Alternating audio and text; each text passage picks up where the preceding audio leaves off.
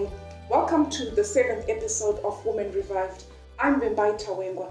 Thank you so much to everybody that has continued to engage with us on our social media pages and everyone that has gotten in touch with us, written to us. It's always such a pleasure to hear from you. Today, the title of my message is Woman or Wife. And the verse I'm going to be sharing with you today is Proverbs 18 and verse 22. But I'm going to also be touching on Proverbs 31 and also from the book of Ruth 1 and Ruth 2. Now, this message is a message that the Lord himself gave me personally some time ago, because I began to ask myself about what the difference is between a woman and a wife. And it was something that was happening in my own life at the time. And I remember very clearly that the Lord spoke to me to say, there's a difference between a woman and a wife.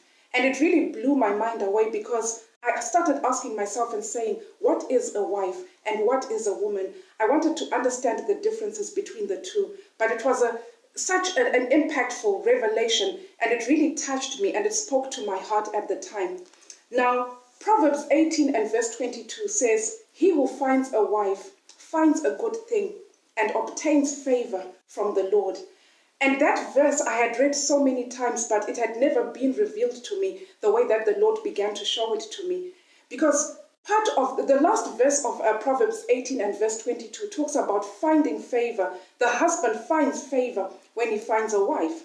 It's easy to take a woman. A woman is created by God. You're created, that's your gender. You're created as a woman. But a wife is somebody who is created by the Lord, made by the Lord for a specific reason and a specific assignment. So when a man finds a wife, he obtains favor from the Lord. It's impossible to take a woman and just put her into a house and say, I have a wife. You can do that, but you will go through such misery and hell in your life. You'll wonder what it is that has happened. Now, as I was preparing this message, I was led to the book of Ruth 1 and Ruth 2.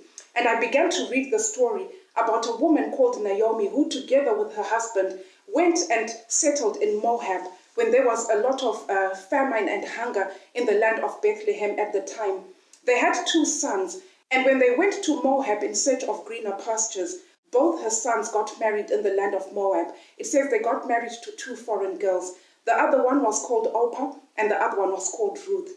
Now, Ruth is the subject of our discussion today because she displayed the character and all the attributes of what a wife should be, a woman who is led by the Lord, a woman whose heart has been captivated by the Lord, and who is the example of what a wife should be.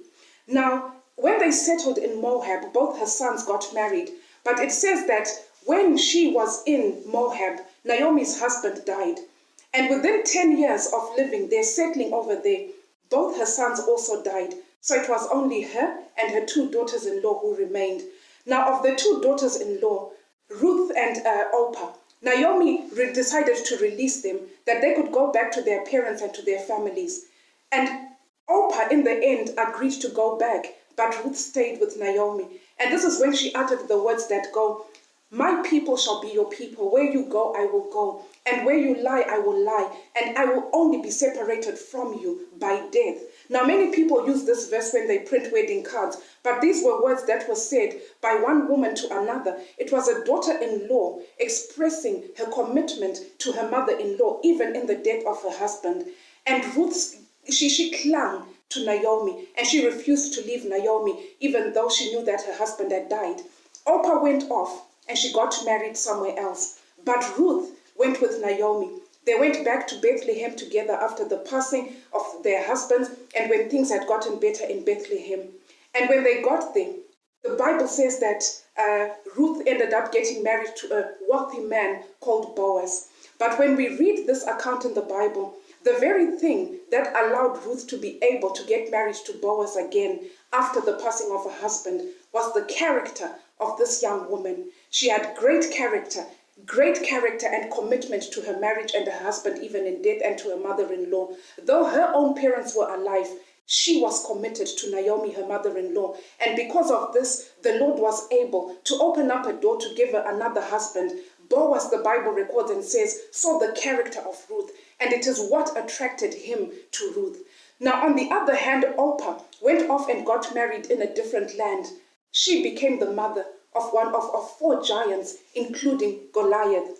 So we are given two perfect examples of young women who made choices. Ruth chose to stick to a mother-in-law. She was faithful. She had character. She was solid. She had dignity. And because of that, when the time was right, the Lord gave her another husband in the form of Boaz, a very wealthy man. She became a landowner.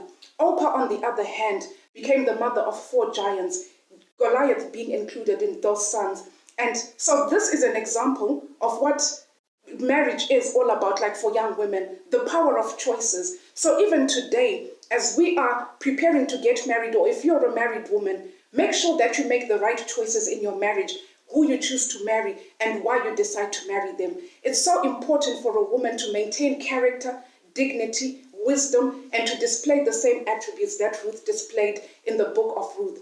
So I hope this message has encouraged somebody, and I hope that it's shed more light on what a wife or a woman is, because there is a difference between the two.